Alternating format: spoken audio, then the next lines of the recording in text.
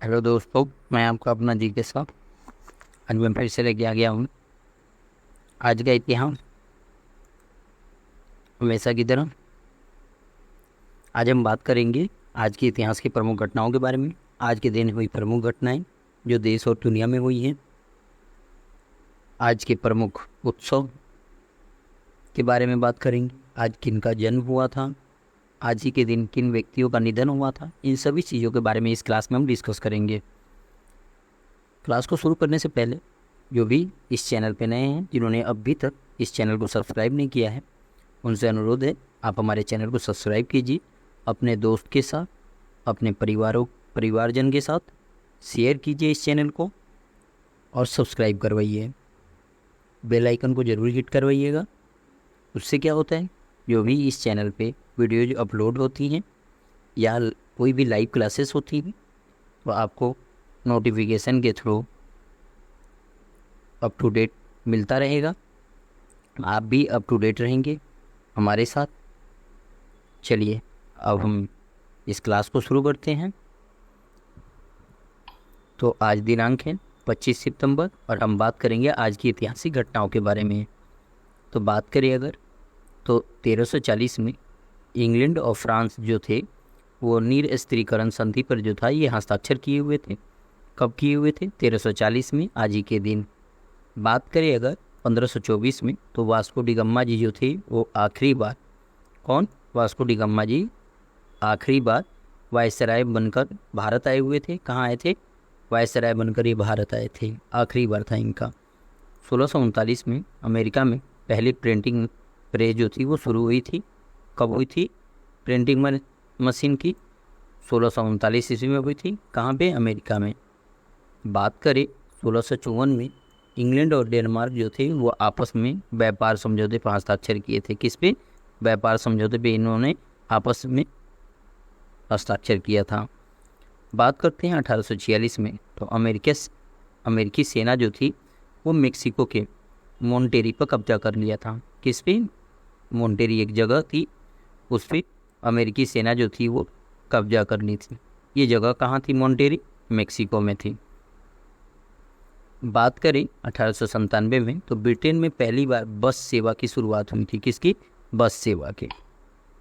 आगे बढ़ते हैं, अब बात करते हैं फ्रांसीसी युद्धपोत लिबरेटे में टूनाल हार्बर विस्फोट से 285 लोगों की मौत हुई थी। कितने? 285 लोगों की मौत हो गई थी। क्लियर हुआ? 285 लोगों की इसमें मौत हो गई थी। कब हुई थी? 1911 ईस्वी में। और ये युद्धपोत जो था कहाँ का था? फ्रांसीसी युद्धपोत था, लिबरेटे। और कहाँ पे हुआ था? टूनाल हार्बर पे हुआ था ये। बात करें 1981 में मध्य अमेरिकी देश बेलीज संयुक्त राष्ट्र में शामिल हुआ था। किस में शामिल हुआ था? संयुक्त राष्ट्र में ये शामिल हो गया था। देश का नाम था बेलीज। बात करते हैं 1999 में, तो 8वें सैफ खेलों का काठमांडू में उद्घाटन हुआ था। कहाँ पे हुआ था? काठमांडू। काठमांडू कहाँ पे है? नेपाल में है। क्लियर हुआ आप सभी को? बात करें सन 2000 में यमन पे रिफ्ट वैली बुखार से 211 लोग मरे थे। सिडनी ओलंपिक में 400 मीटर दौड़ का स्वर्ण पदक माइकल जॉनसन तथा केथी फ्रीमैन ने जीता था। किसने जीता था? केथी फ्रीमैन ने जीता था। कब जीता था? सन 2000 में जीते थे। क्लियर हुआ? आगे बढ़ते हैं, बात करते हैं 2001 में सऊदी अरब ने तालिबान मिलिशिया से संबंध तोड़ा था। किससे? तालिबान मिलिशिया से अपना संबंध जो था वो तोड़ लिया था। कब? सन 2001 में, आज ही के दिन। बात करें 2003 में, तो गयूम ने मालदीव के राष्ट्रपति का चुनाव 6ठी बार जीता था। किसने जीता था? गयूम जो थे वहाँ के, वो मालदीव के 6ठी बार वो राष्ट्रपति का जो चुनाव था वो जीता था। बात करते हैं तो 2006 में पाकिस्तान के 60 वर्ष के इतिहास में पहली बार सिंध के थार पाकर जिले के निवासी हिंदू युवक दानेश को पाक सेना में शामिल किया गया था। ये पहले थे जिनको पाकिस्तानी सेना में भर्ती किया गया था। पहले हिंदू। कौन? पहले हिंदू थे दानेश। बात करें 2006 में यमन के निवर्तमान राष्ट्रपति अली अब्दुल्ला सालेह एक बार फिर से देश के राष्ट्रपति निर्वाचित घोषित हुए। क्या नाम था उनका? सालेह। बात करते हैं 2006 में अंतरिक्ष की सैर पर निकली ईरान की पहली महिला अनुशे अंसारी ने देश के इतिहास में नया अध्याय रचा था। क्या नाम था इनका? अनुशे अंसारी। कहाँ की थी ये? ईरान की थी। बात करते हैं 2006 में ही दलाई लामा को भारतीय नागरिकता देने की मांग उठी थी। किनको? दलाई लामा जी को, जो हिमाचल प्रदेश में रहते हैं। बात करते हैं 2007 में पूर्व प्रधानमंत्री शेर बहादुर देउबा के नेतृत्व वाली नेपाल कांग्रेस डेमोक्रेटिक पार्टी का कांग्रेस में विलय हुआ था। किसका? नेपाली पार्टी था वो, कांग्रेस डेमोक्रेटिक पार्टी का, उसका विलय हो गया था कांग्रेस में। बात करें 2008 में चीन ने अंतरिक्ष यान सेंजू 7 का प्रक्षेपण किया था। किसका? सेंजू 7, ये नाम याद रखिएगा, इसका प्रक्षेपण किया था। 2009 की बात करें तो भारतीय प्रवर्तन निदेशालय ने लगभग 5,000 करोड़ रुपए के हवाला नेटवर्क का भंडाफोड़ किया था। कितने? 5,000 करोड़ रुपए का ये भंडाफोड़ किए थे। ये हवाला का नेटवर्क था। अब बात करते हैं 25 सितंबर के दिन जन्मे प्रसिद्ध व्यक्तियों के बारे में जिनका आज के दिन जन्म हुआ था। अगर बात करें तो ब्रजेश बसु जो भारतीय अभिनेता थे, मंच निर्देशक थे, नाटककार थे, फिल्म निर्देशक भी थे, प्रोफेसर भी थे, राजनीतिज्ञ भी थे। इनका जन्म 1969 में आज ही के दिन हुआ था। बात करें अजय कुमार मिश्रा जी का। किनका? अजय कुमार मिश्रा जी का, जो भारतीय जनता पार्टी के राजनीतिज्ञ थे, 16वीं लोकसभा में राजनेता और संसद सदस्य थे। इनका भी जन्म 1960 में आज ही के दिन हुआ था। बात करें चौधरी देवीलाल का, जो भारत के पूर्व उप प्रधानमंत्री और भारतीय राजनीति के पूर्वोदय किसानों के मसीहा, महान स्वतंत्रता सेनानी, हरियाणा के जन्मदाता, 1914 में आज ही के दिन हुआ था उनका जन्म। इनकी बहुत चर्चा होती है, हरियाणा में हर एक बच्चा जानता है, किसान तो मोस्टली हर किसान जानता है इनके बारे में। पर हमें भी पढ़ना चाहिए, इनकी किताबें जो हैं हमें पढ़नी चाहिए, इनकी जीवनी को पढ़ना चाहिए। बात करें दीनदयाल उपाध्याय जी का, जो महान चिंतक और संगठक थे, 1916 में इनका जन्म आज ही के दिन हुआ था। बात करें सतीश धवन जी का, जो भारत के प्रसिद्ध रॉकेट वैज्ञानिक हैं, 1920 में आज ही के दिन हुआ था। बात करें भाऊराव देवाजी खोबरागड़े, जो भारतीय रिपब्लिकन पार्टी के राजनीतिज्ञ थे, इनका भी जन्म आज ही के दिन 1925 में हुआ था। बात करें जगमोहन मल्होत्रा जी का, जो भारतीय सिविल सेवा के भूतपूर्व नौकर तथा भारतीय जनता पार्टी के राजनीतिज्ञ थे, इनका भी जन्म आज ही के दिन 1927 में हुआ था। बात करें फिरोज खान जी का, जो प्रसिद्ध अभिनेता एवं फिल्म निर्माता थे, निर्देशक भी थे, इनका भी जन्म आज ही के दिन 1939 में हुआ था। बात करें दिव्या दत्ता जी का, तो इनका भी जन्म आज ही के दिन 1977 में, फिल्म अभिनेत्री थी, इनका भी जन्म आज ही के दिन हुआ था। अब बात करते हैं 25 सितंबर के दिन हुए प्रसिद्ध व्यक्तियों के निधन के बारे में, जिनका आज के दिन निधन हुआ था, उनके बारे में हम डिस्कस करते हैं और जानने की कोशिश करते हैं।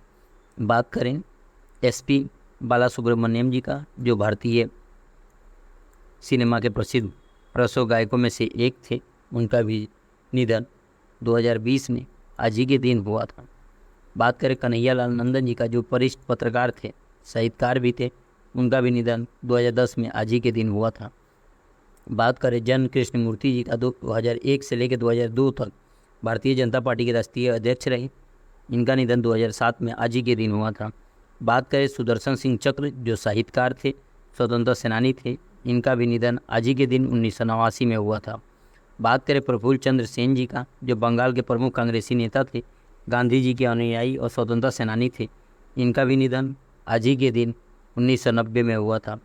बात करें एस मुखर्जी जी का, जो भारत के भूतपूर्व 20वें मुख्य न्यायाधीश रहे थे, इनका भी निधन आज ही के दिन 1990 में हुआ था।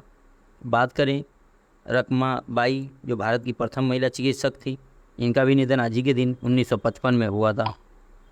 अब बात करते हैं महत्वपूर्ण उत्सव के बारे में और महत्वपूर्ण दिवस के बारे में। तो आज हम बात करें तो पंडित दीनदयाल उपाध्याय जी का जन्मदिन है, आज ही के दिन इनका जन्म हुआ था। तो इनके जन्मदिन पे उनकी जयंती मनाई जाती है। अगर इनके बारे में हम बात करें तो इनकी मृत्यु जो हुई थी 11 फरवरी 1968 को हुआ था, है ना। और जन्म जो था 25 सितंबर 1916 को आज ही के दिन हुआ था। बात करें तो पंडित दीनदयाल उपाध्याय का जन्म 25 सितंबर 1916 को मथुरा जिले के नंगला चंद्रभान गांव में हुआ था। इनके पिता का नाम भगवती प्रसाद उपाध्याय और माता का नाम राम प्यारी था। इनके पिता रेलवे में सहायक स्टेशन मास्टर थे और माता धार्मिक प्रवृत्ति की थी। बात करें दीनदयाल जी की तो 3 वर्ष में नहीं हुए थे कि इनके पिता का देहांत हो गया था। जब ये 3 साल के ही थे तब इनकी पिता का निधन हो गया था। उसके 7 वर्ष की उम्र में ही माँ जो राम प्यारी जी थी उनका भी निधन हो गया था। अपनी पढ़ाई पूरी करने के बाद वे राष्ट्रीय स्वयंसेवक संघ के संपर्क में आए। आजीवन संघ के प्रचारक रहे। 21 अक्टूबर 1951 को डॉक्टर श्यामा प्रसाद मुखर्जी की अध्यक्षता में भारतीय जनसंघ की स्थापना हुई। 1952 में इसका प्रथम अधिवेशन कानपुर में हुआ और दीनदयाल उपाध्याय जी जो थे इस दल के महामंत्री बने तथा 1967 तक वे भारतीय जनसंघ के महामंत्री रहे।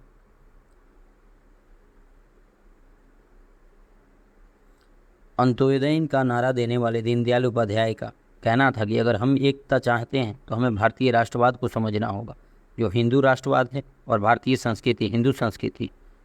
उनका कहना था कि भारत की जड़ों से जुड़ी राजनीति, अर्थनीति और समाज नीति ही देश के भाग्य को बदलने का सामर्थ्य रखती है। कोई भी देश अपनी जड़ों से कटकर विकास नहीं कर सकता। सन 1967 में कालीकट अधिवेशन में उपाध्याय जी भारतीय जनसंघ के अध्यक्ष पद पर निर्वाचित हुए और मात्र 43 दिन बाद ही 11 फरवरी को 1968 की रात्रि में मुगल सराय स्टेशन पर उनकी हत्या कर दी गई और इस सूचना से पूरे देश में शोक की लहर दौड़ गई। अब अभी मुगल सराय जो स्टेशन था वो वहीं पे उनकी मौत हो मतलब हत्या कर दी गई। दीनदयाल उपाध्याय ने अपने परंपराओं और जड़ों से जुड़े रहने के बावजूद समाज और राष्ट्र के उपयोगी नवी विचारों सदैव स्वागत किया। उन्हें भाजपा के पितृ पुरुष भी कहा जाता है। उपाध्याय जी के जीवन का रोचक प्रसंग, एक बार एक किसान सम्मेलन में भाग लेने के लिए पंडित दीनदयाल उपाध्याय जी जीप में बैठकर जा रहे थे। कार्यक्रम के तहत सुबह 9 बजे जुलूस निकलने वाला था। उनके वहाँ बड़ी तादाद में किसान इकट्ठा हुए थे। रास्ते में जीप खराब हो गई। यह पता चलने पर कि जीप को सुधरने में वक्त लगेगा, उपाध्याय जी बेचैन होने लगे क्योंकि वे समय के बड़े पाबंद थे। वे ड्राइवर से बोले, तुम जीप सुधार कर लाते रहना, मैं तो चला। और वे तेज चाल से पैदल ही कार्यक्रम स्थल की ओर चल दिए। 5-6 मील चलने के बाद उन्हें कलकत्ता की एक जीप मिली जिसमें बैठकर वे ठीक समय पर पहुंच गए। ऐसे ही एक बार वे कार्यकर्ता की मोटरसाइकिल की पिछली सीट पर बैठकर कहीं जा रहे थे। उबड़ खाबड़ और सकड़ा रास्ता कटीली झाड़ियों से भरा था। एक झाड़ी से उनके पैर का गहरा घाव लग गया जिससे खून बहने लगा, लेकिन वे चुपचाप बैठे रहे। गंतव्य पर उतरने के बाद जब वे लंगड़ाते हुए आगे बढ़े तो वहाँ उपस्थित कार्यकर्ताओं की चोट के बारे में पता चला। इस पर मोटरसाइकिल वाला कार्यकर्ता बोला, पंडित जी आपके पाँव में इतना गहरा घाव हो गया था तो आपने बताया क्यों नहीं? रास्ते में कहीं मरहम पट्टी करवा लेते। दीनदयाल बोले, यदि ऐसा कर दे तो नियत समय पर कैसे पहुँचते? इतने समय के पाबंद थे उपाध्याय से। क्यों मैं आपको ये कहानी बताया, इनके बारे में क्यों बताया? इसलिए कि आप भी समय के पक्के बनिए, समय को ऐसे ही व्यर्थ जाने मत दीजिए, समय के साथ चलिए, क्योंकि अगर समय के साथ नहीं चलते हैं तो बाद में पछताना पड़ता है। इसीलिए क्लियर हुआ आप सभी को? किसी को कोई डाउट हो तो कमेंट सेक्शन में पूछ सकता है। कोई सुझाव है, कोई राय है तो भी आप कमेंट सेक्शन में पूछ सकते हैं, या आप हमारे टेलीग्राम चैनल से जुड़ सकते हैं। बस आज के लिए इतना ही, फिर मिलते हैं हम नेक्स्ट किसी वीडियो में। तब तक के लिए बाय बाय। और जिन्होंने अभी तक हमारे चैनल को सब्सक्राइब नहीं किया है, चैनल को सब्सक्राइब कीजिए, बेल आइकन को ज़रूर हिट कीजिए। Thank you, bye bye.